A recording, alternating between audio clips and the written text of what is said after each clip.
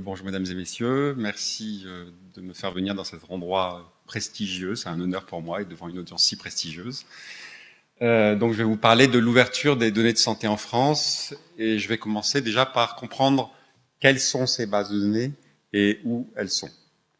Alors essentiellement les bases de données santé en France sont soit dans des institutions de santé publiques, institutions hospitalières, donc on pense forcément au grand entrepôt de la PHP, mais aussi aux bases de données que détient l'Institut Curie et d'autres institutions.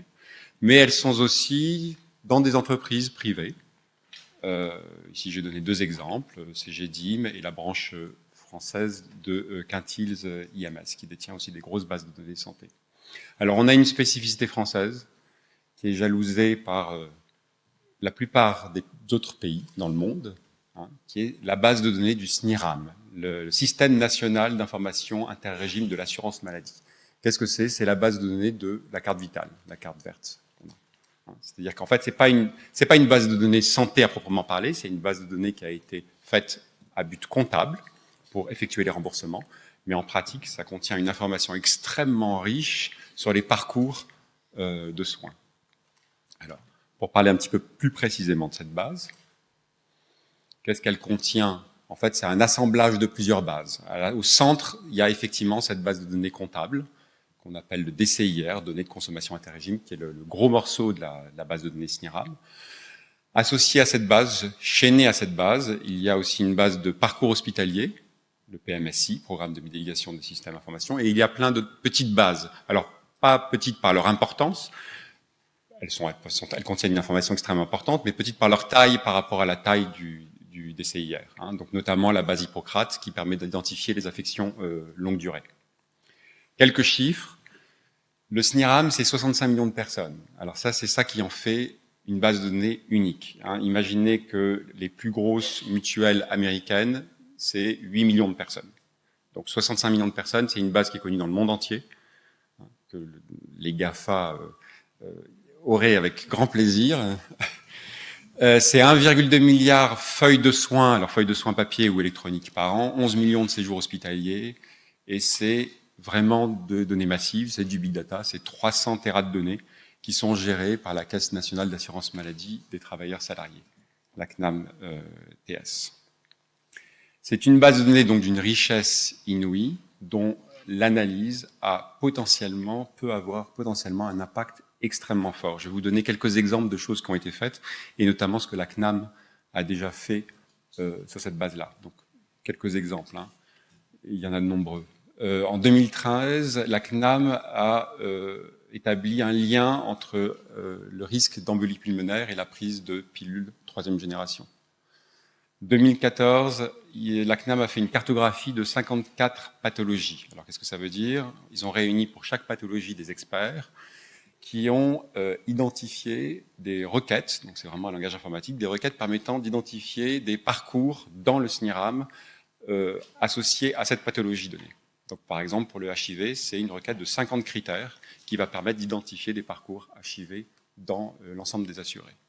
Et ça, c'est incroyable, c'est extrêmement utile, puisque ça permet déjà de dénombrer le nombre de personnes, dénombrer les personnes qui sont associées à cette pathologie-là. Mais en plus, il ne faut pas oublier que le budget de la santé publique, c'est le premier budget de l'État français. Donc l'impact non seulement santé de ces analyses, de ce type de base, mais aussi économique et fondamental. Savoir combien d'argent est investi sur chacune des pathologies, c'est évidemment un enjeu, c'est évidemment une information cruciale. Donc c'est ce que permet de faire notamment cette cartographie. Et de façon générale, l'analyse et l'optimisation du parcours de soins au sein d'une pathologie identifiée est un enjeu tout à fait central. Là, je donne l'exemple d'une base de données Observapur, qui est en fait un extrait du SNIRAM, où des chercheurs travaillent sur le cancer de la prostate, donc sur le parcours de soins du cancer de la prostate. Je termine là cette diapositive avec un autre exemple à mon avis remarquable. Ce sont des bases de données longitudinales. Donc là c'est un exemple, c'est Constance, c'est une cohorte de personnes qui sont volontaires et qui sont suivies donc régulièrement. Donc on a une base de données longitudinale qui est chaînée, enrichie par le chaînage avec le SNIRAM. Et donc, ce qui permet donc d'avoir une base enrichie longitudinale de suivi d'assurés, de patients, et qui est mis à disposition des chercheurs. Donc, Constance est un exemple tout à fait remarquable d'une base de données de cette sorte. Alors, je pense que beaucoup d'entre vous sont au courant que depuis fin 2016, il y a un décret qui est passé, et en fait, ces données sont officiellement ouvertes. C'est le Système national de données de santé, le SNDS. Alors, ces données, c'est essentiel. Le SNDS, c'est essentiellement le SNIRAM, mais il y a aussi d'autres bases. Alors même, comme tout à l'heure, c'est-à-dire que c'est des bases qui sont très importantes, mais petites en taille par rapport. C'est pas du tout du 300 Tera de données. Hein. On est sur des beaucoup plus petites tailles, mais par exemple, une des bases de données tout à fait intéressantes, c'est les causes médicales de décès, qui est détenue par le CEPIDC d'INSERM. Et il y a d'autres petites bases. J'ai pas fait la liste complète. Alors, c'est ouvert. C'est vraiment, c'est rentré en vigueur il y a très peu de temps, hein, donc c'est vraiment d'actualité. Donc c'est ouvert à qui? Ça c'est la première question qu'on se pose. Qui a accès à ces données? Alors essentiellement, 25 organismes dotés d'une mission de service public dans le domaine de la santé n'ont plus de formalité CNIL, qui était toujours très longue à obtenir, et n'ont plus maintenant de formalité CNIL pour accéder à ce SNDS. Donc ça fait plus de 2000 utilisateurs qui maintenant potentiellement peuvent accéder directement au SNDS. Donc ça c'est vraiment quelque chose de très utile pour la recherche. Alors évidemment, si parmi ces utilisateurs, il y en a qui veulent croiser ces données avec d'autres bases de données, là, par contre, il faut une autorisation au même titre que les autres institutions publiques ou les entreprises privées qui veulent avoir accès à ce SNDS doivent passer par une chaîne d'autorisation. Donc là, j'ai donné des indications. Donc c'est l'INDS, le CRS, puis la CNIL. Mais ça, c'est assez remarquable. La loi prévoit 4 mois maximum pour avoir l'autorisation. C'est ce qui est prévu. Je dois vous avouer qu'on attend tous, effectivement, si c'est quelque chose qui pourrait être réalisé, parce que cette chaîne d'accords n'a pas été encore éprouvée pratiquement. Il y a des projets qui viennent d'être soumis, en fait. Alors, quel projet peut être soumis? Quel est le but de cette ouverture? Le but, c'est évidemment d'avoir des projets de mission d'intérêt public. Donc c'est ce que va juger l'INDS, le CRS et la CNIL. Ça veut dire donc notamment pas de promotion bien sûr de produits de santé, pas de ciblage de personnes par les assureurs ou ce genre de choses. Et avec évidemment aussi une obligation de transparence des algorithmes et des méthodes utilisées de façon à... alors donc il y a des audits qui sont programmés, mais de façon aussi à tracer toutes les manipulations, de comprendre effectivement si l'anonymisation est respectée, donc interdire tout ce qui est réidentification et ainsi de suite. Alors là, je découvrais avec vous l'intervention de Cédric Villani qui parlait éthique. Évidemment, là, on est au cœur de la problématique. Alors en fait, il y a un équilibre délicat. En tant que chercheur, moi, j'aimerais avoir accès aux données avec la granularité la plus fine. Si j'ai pas la granularité la plus fine, je perds de l'information et donc a priori les résultats de la recherche sont a priori moins bons, j'ai une moins grande richesse. D'un autre côté, évidemment, on veut aussi respecter le citoyen, respecter la vie privée du citoyen. Cet équilibre-là est au cœur de débats de plusieurs commissions aujourd'hui, éthiques, et savoir exactement où mettre la balance, c'est un sujet encore ouvert et en discussion, mais un sujet extrêmement important. Alors, en tant que chercheur, j'ai la chance d'avoir eu et d'avoir toujours un partenariat en fait de recherche avec la Caisse nationale d'assurance maladie. Je voudrais vous en dire quelques mots. Donc c'est un partenariat qui a duré 3 ans, qui se termine à la fin de cette année, mais je vous annonce en avant-première que nous reconduisons le partenariat sur 3 ans. Voilà. Donc le but de ce partenariat, c'est tester le potentiel des techniques et des méthodologies modernes dont on parle, de type Big Data, sur les données du SNIRAM, avec un ciblage particulier sur une application qui est la détection de signaux faibles, en pharmacovigilance. Donc ça veut dire quoi? C'est essentiellement essayer d'avoir des algorithmes qui tournent de façon automatique afin d'identifier des médicaments qui sont sur le marché et qui ont des effets secondaires néfastes.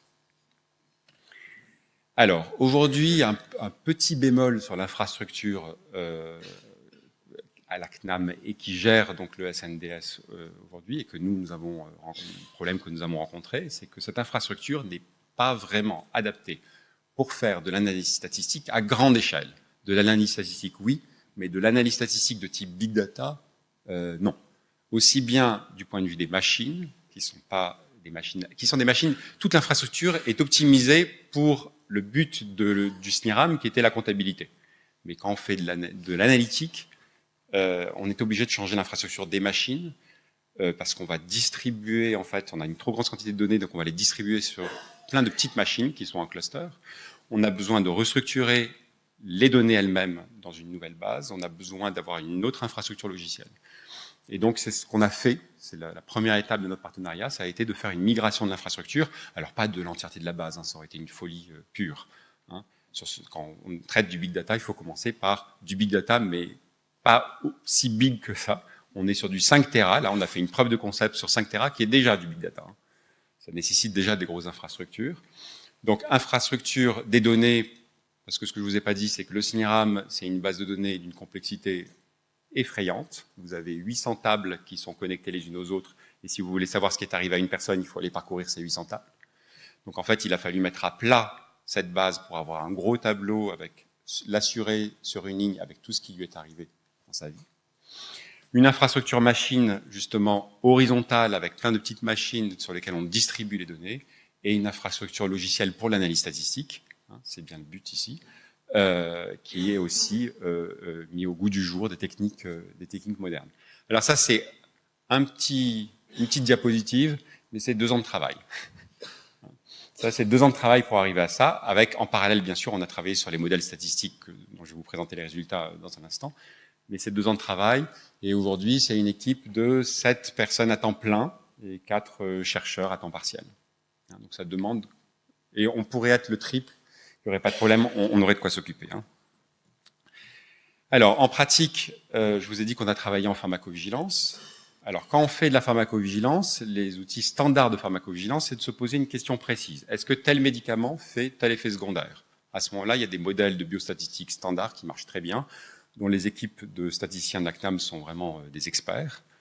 Le seul problème de ces techniques-là, c'est que vous devez vous poser une question précise, et en plus, à chaque fois que vous posez cette question-là, vous avez des experts qui se réunissent pour fabriquer une cohorte de données correspondant à cette pathologie, à cette prise de médicaments, exposée à ce médicament-là.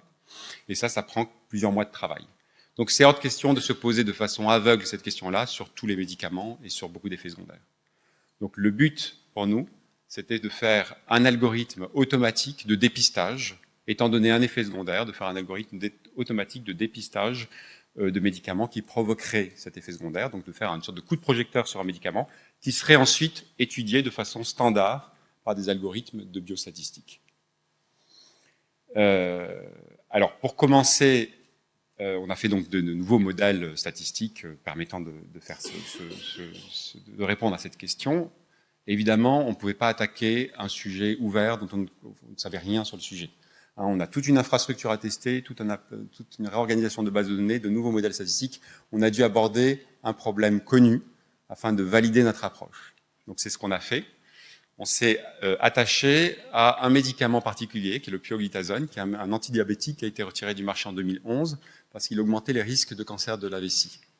Et donc notre but, sur une cohorte de diabétiques, donc c'est à peu près 2,5 millions de personnes, on met tous les antidiabétiques dans un même panier, hein, on regarde toutes les gens qui ont pris cet antidiabétique et on veut avoir un algorithme qui est capable de dire « Ah, il faut aller regarder de plus près le pioglitazone parce qu'il y a potentiellement un problème. » Et sans préparation de cohorte, sans avoir des experts qui viennent préparer la cohorte avant. Alors, je suis mathématicien à l'Académie des sciences, je n'ai pas pu résister au fait de mettre une diapositive un tout petit peu mathématique, alors veuillez m'excuser pour les gens qui ne vont. Ça dure 1 minute. Voilà. Mais c'était quand même le lieu pour le faire. Donc pour ceux qui arrivent à suivre, l'effet secondaire est modélisé en fait par un processus ponctuel. Donc en fait, qu'est-ce que c'est? C'est en fait on a une ligne de temps avec des événements qui arrivent de façon aléatoire et ça va être mon effet secondaire. Comment on caractérise ce processus ponctuel? On le caractérise parce qu'on appelle une intensité. L'intensité mesure d'une certaine façon, donc là c'est ce que j'ai noté lambda I de t, c'est l'intensité, c'est quelque part la probabilité pour le patient I au temps t de contracter cet effet secondaire. Et tout le modèle statistique, ça consiste à dire qu'en fait ce lambda I de t, cette probabilité, enfin c'est pas directement la probabilité mais c'est relié directement, régresse sur des covariables qui dépendent pas ou peu du temps, comme l'âge, et par contre régresse sur des variables qui dépendent fortement du temps, qui sont les prises de médicaments.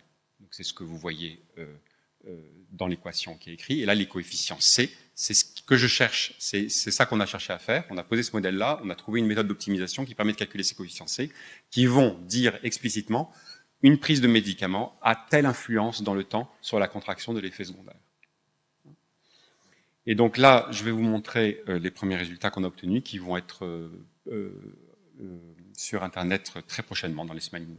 L'article est bientôt prêt. Donc, en haut, vous avez la liste de co-auteurs, donc notamment Stéphane Gueffas qui dirige ce partenariat avec la CNAM avec moi. Donc là est représenté sur chaque ligne des classes d'antidiabétiques.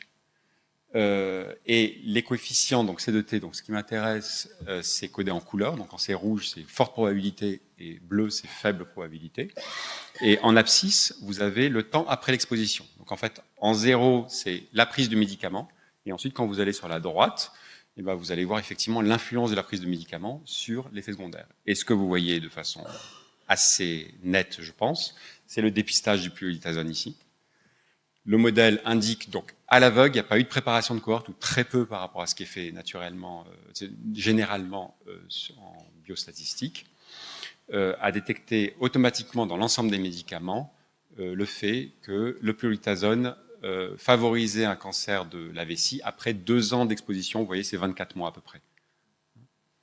Voilà, donc ça c'était un premier succès vraiment important.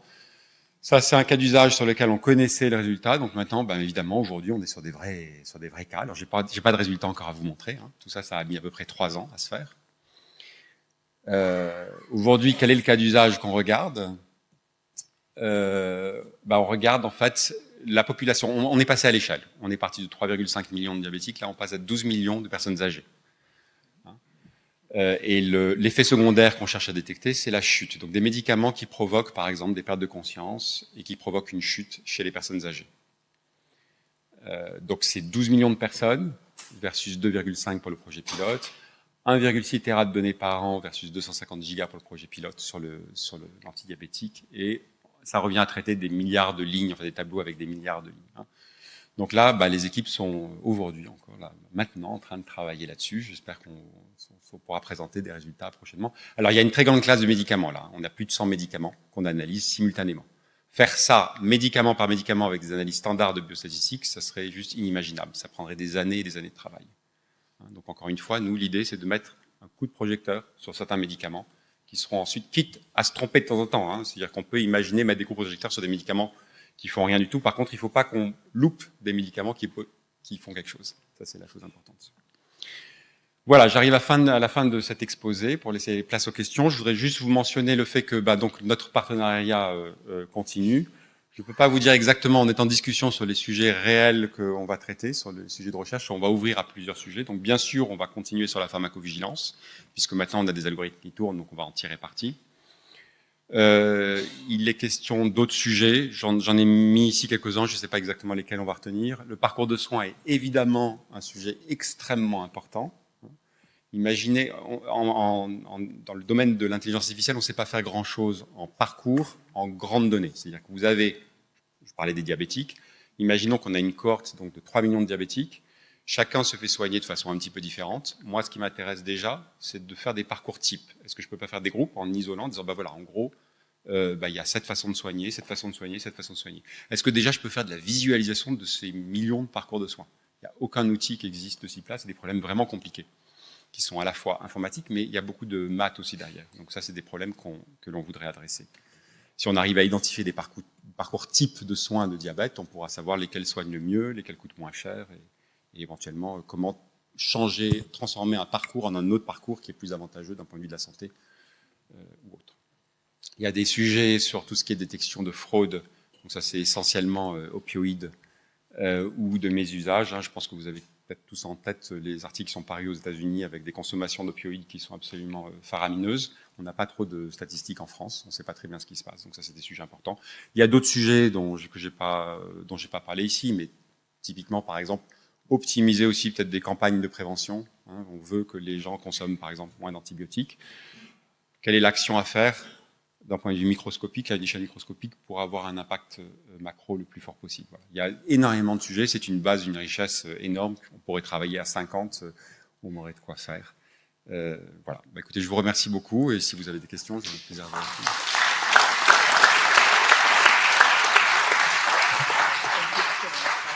Merci pour cette présentation à la fois très claire, très précise et très intéressante. Et on a une dizaine de minutes pour les questions. Alors là, il y a beaucoup de bras qui se lèvent. On va demander d'abord à Jean-François Bach et puis à vous ensuite. Et puis... J'ai un commentaire et une question. Le commentaire, c'est que je suis heureux de vous entendre parce que j'avais entendu encore récemment qu'il y avait des difficultés pour l'utilisation de ces bases de données et que pas assez peut-être de recherche était faite à partir de ces bases. Vous nous annoncez le contraire, j'en suis très très heureux. Ma question était sur la robustesse des données enregistrées. Autrement dit, sur la rentrée des données, parce qu'on sait bien que dans d'autres circonstances, les actes d'essai, par exemple, sont souvent un peu approximatifs. Quelle assurance vous avez sur la solidité des données qui constituent ces bases? Alors, en préambule, je suis mathématicien, donc je vais vous dire ce que je sais sur cette base et quelle confiance j'y accorde, mais je sais pas, enfin voilà, je suis pas spécialiste de l'infrastructure, de la façon dont les données sont rentrées. A priori, c'est quand même des données qui sont à la base du remboursement de la sécurité sociale. Ça fonctionne quand même plutôt pas mal, je pense, le remboursement. Donc s'il y avait des problèmes, on verrait des problèmes de remboursement, il n'y a pas énormément de plaintes, donc c'est une base de données qui est en production. Vous savez, en big data, quand on va voir un industriel ou un institutionnel, en général, l'industriel et l'institutionnel dit toujours « on a des données fabuleuses, c'est l'or noir du XXIe siècle, tout le monde nous dit que ça vaut énormément d'argent, que ça, on peut faire plein de choses avec, allez-y ». Première question que je pose, c'est est-ce que vos données sont utilisées en production ou pas? Si les données ne sont pas utilisées en production, vous avez 1 an et demi de travail avant de faire quoi que ce soit, si c'est vraiment du big data. La chance qu'on a avec ce genre de base de données, c'est qu'elles sont en production, donc a priori, elles sont propres. Par rapport au big data dont on a l'habitude de parler, c'est des données qui sont extrêmement propres et qui sont vraiment fiables, je pense. Oui, allez-y. Présentez-vous aussi pour... Oui, merci, Monsieur le Président. Alfred Spira, membre de l'Académie nationale de médecine. Merci beaucoup, monsieur, pour cet exposé. J'ai, comme Jean-François Bach, un commentaire et une question. Le commentaire est vous présentez des résultats comme étant de la pharmacovigilance. Est-ce qu'il ne s'agirait pas plutôt de pharmacoépidémiologie? Pharmacovigilance, pour les non-spécialistes, c'est la détection d'effets secondaires inattendus des médicaments. Les pathologies que vous nous montrez là ne sont pas des effets secondaires inattendus, mais sont des pathologies pour lesquelles les médicaments sont des facteurs de risque, éventuellement des causes. C'est-à-dire qu'on a affaire à de la pharmacoépidémiologie et non pas de la pharmacovigilance. Ceci est extrêmement important d'un point de vue institutionnel et développement de systèmes qui sont complètement différents, puisque la pharmacovigilance doit avoir une réactivité que n'a pas forcément la pharmacoépidémiologie. Ma question porte sur la prise en compte des facteurs de confusion. C'est-à-dire que vous avez accès à un certain nombre d'informations qui concernent principalement des données sociodémographiques des personnes et les pathologies dont ils sont affectés et les médicaments qu'ils consomment. Mais supposons, pure hypothèse, que dans les pathologies cancéreuses, par exemple, comme l'exemple que vous prenez, que vous étudiez, des facteurs environnementaux, par exemple la consommation de tabac, soit un facteur de risque, si ce n'est une cause. Et est-ce que la grande difficulté de l'utilisation de ces bases de données ne réside pas pour le moment dans le fait que, hormis les cas de cohortes comme Constance, que vous avez cité, ou d'autres cohortes, il y a une quinzaine de cohortes qui ont accès au SNIRAM, on n'a pas l'information sur ces facteurs de confusion qui peuvent être quand même des sources de variabilité extraordinairement importantes. Tout à fait. Alors, il y a beaucoup de questions. Donc, je commence par la première sur pharmacovigilance et pharmacoépidémiologie. Alors, il y a une controverse. Je dois vous avouer que chaque fois que je marque pharmacovigilance, il y a quelqu'un qui me dit dans la salle que c'est pharmacoépidémiologie. Chaque fois que je marque pharmacoépidémiologie, il y a quelqu'un qui me dit que c'est la pharmacovigilance. Alors, je ne veux pas rentrer dans cette controverse. Lisez ce que vous avez envie de dire. Vraiment, je suis pas spécialiste du domaine, mais vraiment, enfin, c'est un vrai sujet, je pense, parce que les gens ne sont pas d'accord sur comment appeler ça. Donc j'hésite à chaque fois. Je devrais mettre les deux, en fait. C'est pas seulement théorique, c'est pas seulement conceptuel, c'est aussi organisationnelle et appliquée. Alors, sur les facteurs de confusion, bien sûr, alors, quand on fait de l'analyse de données, on est forcément sensible à ça. Alors déjà, on est même sensible à ça au sein même de notre base. C'est-à-dire que, évidemment, la première chose qui nous intéresse, c'est aussi les prises multiples de médicaments. Est-ce qu'il ne peut pas y avoir des effets de confusion entre différents médicaments? Donc ça, c'est des choses aussi qu'on analyse. Je ne vous le montre pas ici, mais en fait, on a fait un tableau beaucoup plus grand où on regarde toutes les combinaisons pour voir si en fait, c'est le pioglitazone qui réellement va augmenter le risque de cancer de vessie ou si c'est pas le pioglitazone avec un autre médicament. Donc en fait, il faut aussi croiser tout ça. Donc déjà, même au sein de la base, il y a beaucoup de problèmes de confusion. Et je ne peux qu'abonder dans votre sens. Bien sûr, il faut faire des cohortes. Bien sûr, il faut avoir des données environnementales. Bien sûr, il faut chaîner toutes nos bases. Bien sûr, il faudrait idéalement chaîner l'entrepôt de données de la PHP avec les données du SNIRAM. Il faudrait chaîner avec des données d'environnementaux. Il y a maintenant énormément de services. Je pense que c'est ICANN, l'IHU, qui fait, pour chaque personne qui rentre, je pense qu'il y a un questionnaire de 30 pages. Il y a des gens qui sont formés pour faire répondre à ce questionnaire, où on demande même de dessiner où se retrouve la boulangerie la plus proche par rapport au domicile. Voilà. Donc, tout ça, c'est des choses évidemment à prendre en compte qui sont extrêmement importantes, qui peuvent apporter des biais. Et je ne peux qu'abonder dans votre sens. Oui. Il faut faire attention. Mais monsieur Google sait si la personne fume ou pas, si elle achète du tabac ou pas. Oui. Alors là, il faut aussi... il y a beaucoup de fantasmes sur ce que peut faire Google. Alors, sur ce que veut faire Google, il y a certainement pas forcément beaucoup de fantasmes. Je pense que Google veut faire énormément de choses. Maintenant, sur ce qu'ils sont capables de faire. Donc, Google, évidemment, s'intéresse à la santé. Ça, c'est pas, ils ont même signé un accord avec Sanofi il n'y a pas longtemps. Mais il faut aussi relativiser les données de Google. Ils ont lancé Google Flu, qui était donc censé être... Voilà. Je vais vous voir faire le geste, on est d'accord, c'était un gros loupé. Donc, ils étaient censés, à partir des données de Google, à partir des données qu'ils récoltent sur leur navigateur, arriver à identifier l'épidémie de la grippe et la suivre. Ça a été le fiasco le plus total. Ça n'a absolument pas marché. Ils ont investi beaucoup d'argent là-dedans, ça ne marche pas. Pourquoi? Il y a plein de raisons, mais une des raisons, c'est parce que l'algorithme de classification des réponses quand on fait une recherche Google dépend en fait de ce qui est demandé. Donc en fait, ça, c'est un serpent qui se mord la queue. Quand il y a une épidémie, c'est beaucoup demandé. Du coup, l'algorithme change. Du coup, les résultats de l'analyse de ce que des demandes, des recherches est biaisé. Bon. Donc oui, bien sûr, les GAFA, c'est Amazon qui a fait une annonce. Ils ont le labo 1492, c'est ça qui a été annoncé en disant que c'est un labo secret qui travaille sur la santé. On ne sait pas ce qu'ils font. Ils ont fait une grande annonce comme ça. Donc oui, bien sûr, ils font des choses, mais il faut aussi défantasmer un petit peu tout ça en se disant que, bon, pour l'instant, il n'y a encore rien qui est sorti, et même c'est plutôt des échecs. Catherine Bréchignac, et puis monsieur.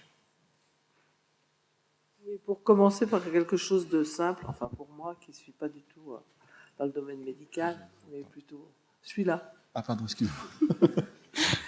Est-ce que vous avez fait la correction zéro, c'est-à-dire à partir du moment où vous avez une classe d'âge et que vous regardez 2 ans plus tard quel est le pourcentage de ceux qui ont déclenché un cancer sans avoir jamais rien pris dans vos statistiques?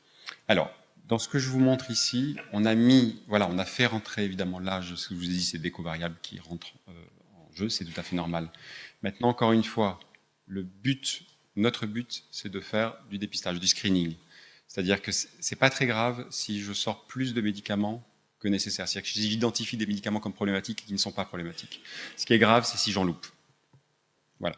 Et ensuite, de toute façon, on ne va pas échapper à des analyses biostatistiques standards sur lesquelles il y a un historique où on sait faire très très bien les choses, où c'est bien avec de la validation d'hypothèses, avec des préparations de cohortes fines. Voilà. Nous, notre passage, c'est vraiment de faire un passage rapide, automatique. Voilà. Donc une dernière question, monsieur, présentez. Merci, monsieur le président. Pierre Béguet de l'Académie de médecine. C'est peut-être pas une question, mais un commentaire. Je vous remercie de votre présentation qui était tout à fait claire. Et un exemple tout à fait récent qui vient je crois, dans l'actualité de la vaccination. C'est que grâce à cette cohorte du SNIRAM, ils ont pu montrer plutôt, que pour le vaccin du cancer du col, sur 2 cohortes de jeunes filles et jeunes femmes suivies, pour toutes les maladies auto-immunes envisagées, il n'y avait absolument aucune différence entre celles qui étaient vaccinées et celles qui ne l'étaient pas. Alors ça, il faut le savoir parce que c'est un argument fondamental, aussi bien auprès de nous que des médias. C'est jamais cité, Je crois que c'est un argument scientifique qui est tout à fait à l'honneur du SNIRAM et des travailleurs comme vous, qui nous ont permis d'avoir ces tout premiers résultats. Je crois que c'est un des premiers travaux du SNIRAM, qui nous est fort utile. Oui, tout à fait. Mais bon, moi, j'ai pas travaillé directement là-dessus, donc je pourrais pas vous en parler, mais j'abonde dans votre sens, absolument.